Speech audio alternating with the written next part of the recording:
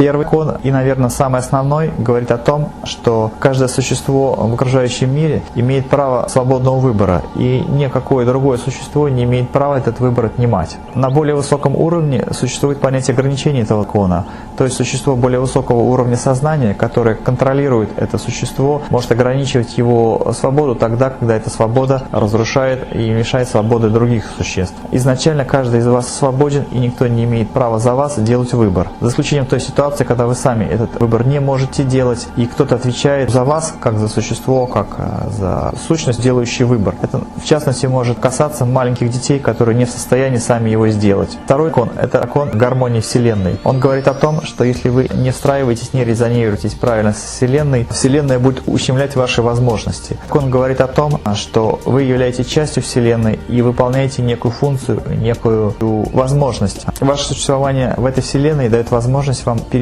от одной формы существования в другую, более совершенную. И для этого вы должны правильно резонировать с окружающим миром, то есть не разрушая всего того, что вам дается для вас лично, либо для окружающих. Человек, не понимающий, что он живет в мире в коне резонанса, а не в коне личных желаний, будет ограничиваться, условно говоря, этим вторым коном. Каждый человек должен стремиться вступить в общение с окружающим миром на правилах этого мира и ничего ему не диктовать. Ваша свобода существует только тогда, когда она не нарушает свободу лиц существующего. Кон резонанса, либо кон отношения с окружающим миром говорит о том, что вы должны уважать коны Вселенной, правила мироздания, которые позволяют этому миру существовать. То есть вы признаете и принимаете этот мир в той форме, которая она существует. Если вы не принимаете этот мир, вы начинаете с ним бороться, то есть фактически его разрушать. Вы будете подвергнуты ровно тем же вибрациям, ровно тем же воздействиям, которые вы направляете в окружающий мир. Третий кон говорит о том, что в этом мире существуют правила, которые позволят вам либо развиваться, либо деградировать. Он говорит о том,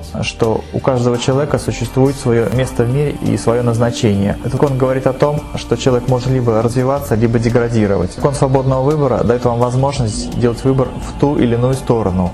Вы можете также ничего не делать, оставаясь в состоянии ожидания, но долгое пребывание в состоянии ожидания будет частично блокировать вашу энергию и забирать часть ваших ресурсов. Этот кон говорит о том, что все, что вам дано, дано на время и дано для того, чтобы вы чему-то научились. Каждый человек должен уметь правильно принимать то, что ему дается, и в нужное время отдавать. Это кон соответствия. Его еще иногда называют коном кармы. Все приходящее однажды уходит, а все уходящее однажды заменяется чем-то другим. Умение принимать и умение отдавать. Этот кон является славянским коном, и он широко выражен в славянском миропонимании. Истинный славянин, истинный русский никогда не будет делать то, что позволит порабощать либо кого-либо, либо какую-то систему в целом. Русский человек всегда встраивается в систему, пытаясь изменить себя к лучшему и изменить саму систему. Четвертый кон более сложный. Он тоже связан с нашей традицией. Он говорит о том, что всякое существо должно уважаться, либо выражать любовь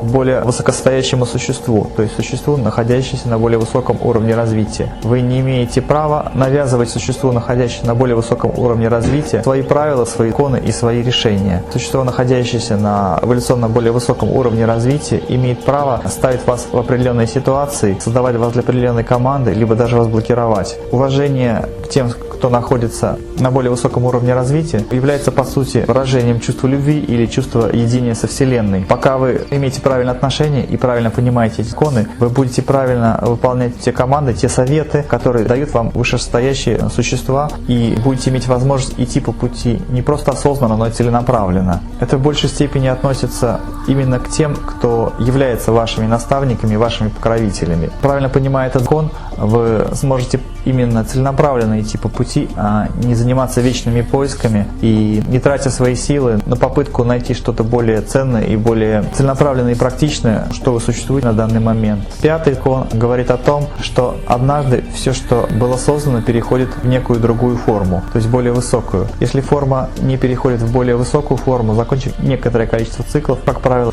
она деградирует. Тот, кто ничего не делает и не стремится к развитию, исходя из промежутка времени и из ситуации, разрушается. Это кон перехода форм или кон эволюции. Вы все подвержены этому кону. Этому кону подвержены все существа до последнего уровня. Тот, кто создал все сущее в окружающем мире, как бы сам в какой-то степени относится к этому закону, и через этот закон создает саму ситуацию эволюции. Последнее, о чем мы хотели бы вам сказать, и что было бы достаточно на сейчас для вашего понимания и для вашего использования, это последний закон говорит о том, что всякое намерение должно быть осмысленно. Не делайте ничего, не понимая того, что вы делаете. То есть будьте разумными. Всякое ваше действие должно быть целенаправленно. За каждым вашим поступком должно лежать понимание. То есть опирайте свою волю на понимание. Понимание, достигшее высокого уровня развития, называется мудростью. Все совершаемые ваши поступки должны быть следствием вашей мудрости, а не чего-либо остального. Это так называемый закон соответствия. Закон соответствия структурной причины Вселенной. Как только вы выходите на более высокую форму восприятия Вселенной, вы получаете более утонченную, более сильную форму эволюции и более мощную технологию изменения самого себя. Это очень важный закон. Если даже вы используете его, но не используете все остальные, вы фактически можете изменить фактически все остальное. Эта мудрость приходит со временем, и мудрость приходит тогда, когда вы принимаете окружающий мир. Воспользуйтесь этим последним советом и последним законом, и вы получите некое универсальное правило для решения большей части задач.